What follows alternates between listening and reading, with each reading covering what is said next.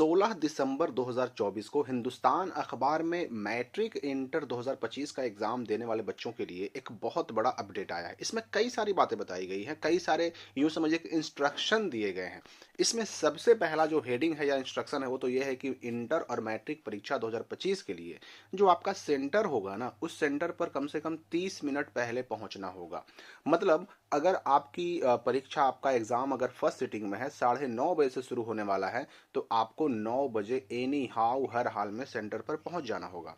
और उसी प्रकार से अगर मान लेते हैं कि आपका एग्जाम जो है अगर सेकेंड सिटिंग में होगा, मतलब 12:45 से होगा, तो आपको एनी हाउ हर हाल में 1:15 1:15 तक अपने सेंटर पर पहुंच जाना होगा, वहां प्रवेश कर लेना होगा।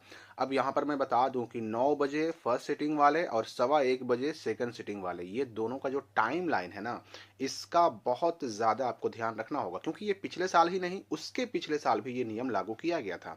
और इतना ही नहीं, इस समय अवधि से 1 मिनट भी अगर आपका लेट होता है तो सेंटर पर अंदर जाने से आपको बिल्कुल रोक दिया जाएगा। पिछले साल का बहुत सारा ऐसा वीडियो वायरल हुआ था जिसमें सेंटर के बाहर बच्चे पहुंचे तो जरूर, लेकिन वो या तो 9 बजे के बाद 1 मिनट 2 मिनट बाद पहुंचे, या फिर सेकंड सेटिंग वाले 1:15 के बाद पहुंचे। ऐसे बच्चों ने सेंटर पर अंदर जाने के लिए बहुत ज्यादा रिक्वेस्ट किया, रोए गिड़गिड़ाए, लेकिन फिर भी उनको सेंटर के अंदर नहीं जाने दिया गया। यहाँ तक कि कुछ बच्चों ने क्या किया कि टाइम से लेट तो आए, और उन्होंने सेंटर के अंदर जाने के लिए जो है, जब उनको मना कर दिया गया, रोक दिया गया, तो वो उस स्कूल या कॉलेज की चार दीवारी को, बाउंड्री को पार करके, कूद करके वो अंदर पहुंच गए। तो बाद में बिहार बोर्ड ने नोटिस जारी किया कि ऐसे सभी बच्चों को चिन्हित किया जाए, सीसीटीवी कैमरे में उनको देखा जाए, और उनको 1-2 साल के लिए मैट्रिक इंटर की परीक्षा से रोक दिया जाए, मतलब उन पर बैन लगा दिया जाए।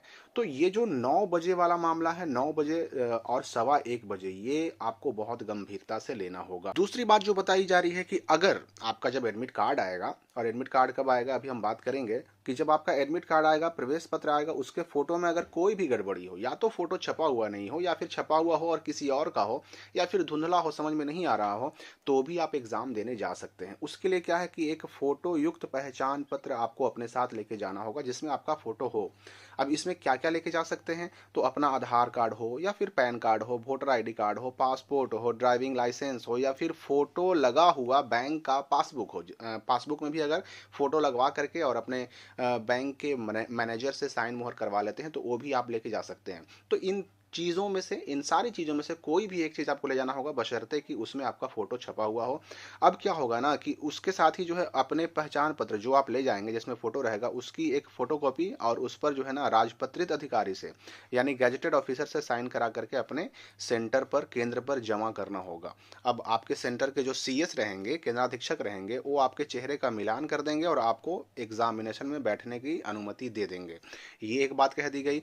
इसके अलावा देखिए, एक बात और कही जा रही है जिसको बहुत ध्यान से आपको समझना है, कि इंटर की परीक्षा जो है 1 से 15 फरवरी तक चलेगी, और इंटर का जो प्रायोगिक परीक्षा होगा, मतलब प्रैक्टिकल एग्जाम, वह 10 से 20 जनवरी तक होगा, जो मैंने आपको पहले भी बताया है।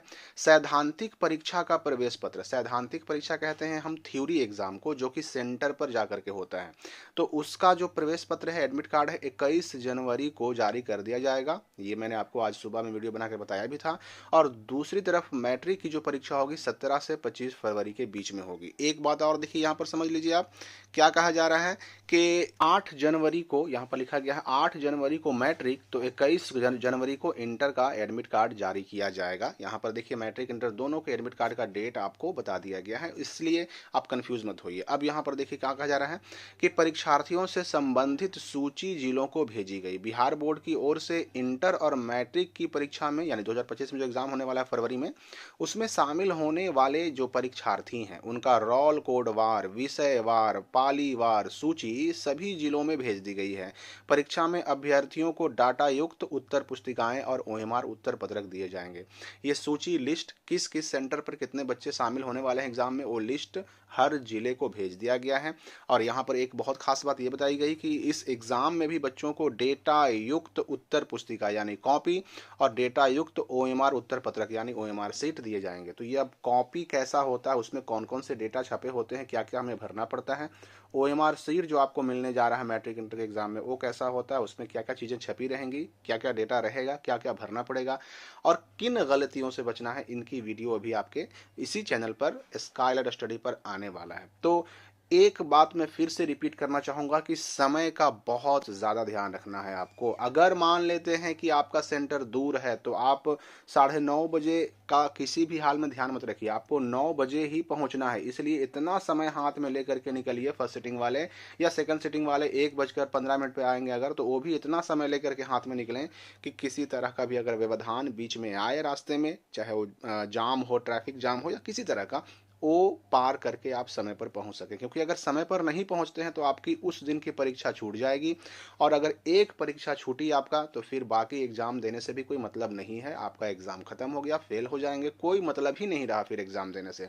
इसलिए समय का बहुत ध्यान रखें। पिछले साल बहुत सारे बच्चों को समय की वजह से एग्जाम से बाहर रखा गया था, जिसका नतीजा परिणाम उन्हें भुगतना पड़ा था। इस बात का ध्यान रखना है आपको। फिर मैट्रिक और इंटर के एग्जामिनेशन सेंटर पर क्या-क्या लेकर के जाना है, क्या-क्या लेकर के नहीं जाना है, इन सारी चीज़ों का भी वीडियो अभी आने वाला है। तो इस वीडियो के लिए फिलहाल इतना ही। 30 मिनट पहले पहुंचने की बात बार-बार कही जा रही है। मिलेंगे हम अगली वीडियो में नए अपडेट के साथ।